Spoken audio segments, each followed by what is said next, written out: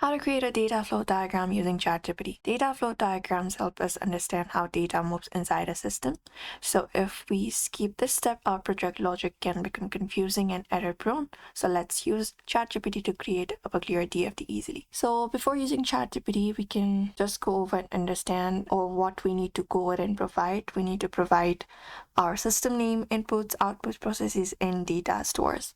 So for that, once we open up Chrome, we need to open up Chatgpt. And once we open up Chatgpt, what we need to do is basically go ahead and start up a new chat. And there you can ask Chatgpt for a data flow diagram.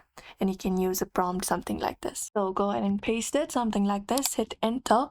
Such as creating a level 0 data flow diagram for an online shopping system and explaining each component. So there it will provide us with a diagram. We can just go over and look out for it. ChatGPT should generate external entities, processes, data flows, etc. Here you can look out for it, and even data stores. Now we can take the explanation and draw it using draw.io or any other applications, Lucid, Chart, PowerPoint, etc.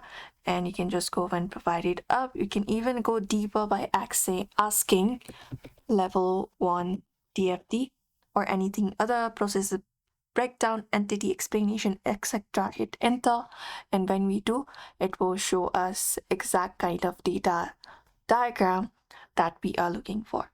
And you can just go over and create it up. You just need to type in the exact prompt that you're trying to look for, and they should provide it up. You can copy out the code once you're okay with it and do so. You can even ask ChatGPT to simplify the explanation, request exam ready descriptions for DFD documentation, etc. And that's it. Now we have successfully created a data flow diagram using ChatGPT.